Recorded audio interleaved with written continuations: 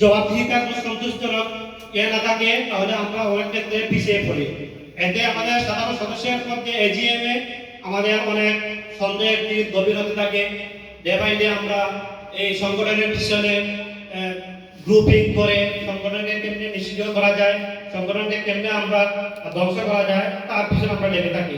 তার পিছনে একটি মাত্র কারণ আমরা বলতে পারি, যেটি হচ্ছে স্বচ্ছতা এবং জবাবদিহিতা। এটা আমরা হিসাব নিরীক্ষার জন্য আমরা এই কর্মশালায় চলে আসছি। এখান থেকে আমাদের প্রত্যাশা থাকবে, আমরা যারা হিসাব নিরীক্ষার কর্মশালায় চলে আসছি, আমরা প্রত্যেকে যাতে সুস্থ সুন্দরভাবে আমাদের সাংগঠনিক যে কাঠামো, যে ফাংশন বিষয়গুলো আছে, আমরা মনোযোগ সহকারে আমরা এগুলো শিখতে পারি। তার পাশাপাশি আমরা শুধু সেলফ ডেভেলপমেন্ট, শুধু আমরা হিসাব নিরীক্ষা করে আমাদের প্রত্যেকের জীবনমান উন্নয়নের ক্ষেত্রে আমরা কাজ করব বা আমাদের ব্যক্তি স্বার্থের জন্য কাজ করব, এমন মনোভাব যাতে আমাদের ভিতরে সৃষ্টি না হয়।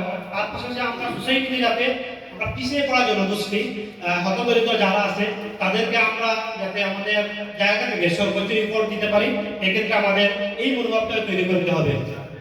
আমি যদি বলি যে আসলে আমরা ক্ষুদ্র উদ্যোক্তা তৈরির ক্ষেত্রে আমরা তাদেরকে পরামর্শ দিতে পারি, তাদেরকে আমরা ক্ষুদ্র ঋণের মাধ্যমে আমাদের সমাজ সমিতির পক্ষ থেকে তাদেরকে আশ্বস্ত করতে পারি, তাদেরকে ছোট্ট একটি ব্যবসা উদ্বুদ্ধ করতে পারি।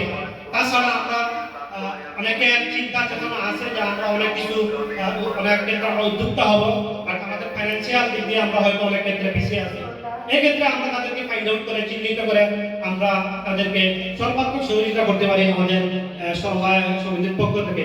এতে আমি ব্যক্তি হিসাবে লাভবানের পাশাপাশি আমরা একটি সমাজে পিছিয়ে পড়া একটি হতদরিদ্র পরিবারের জীবনমান উন্নয়নের মধ্যে কাজ হয়ে থাকবে। আমাদের সমিতির পক্ষ থেকে পরিবর্তন হবে একটি পরিবারের, একটি সমাজের চিত্র পরিবর্তনের লক্ষ্যে আমাদের এই সংগঠনটি যথেষ্ট। তো সর্বশেষ যে বিষয়টি আমি শেয়ার করতে যাচ্ছি, আমরা আসলে সমাজে কাজ করতে গিয়ে আমরা অনেক অসঙ্গতিগুলো আমাদের চোখে পরিলক্ষিত হয়ে থাকে, যেগুলা আমাদের সমাজের দৃষ্টিতে তারা অনেকটা অসহায়। আমরা জানি যে শিশুরা আমাদের আগামী দিনের কর্মদার, যারা আমাদেরকে বলা হয় আগামী প্রজন্ম, জাতির বিবেক।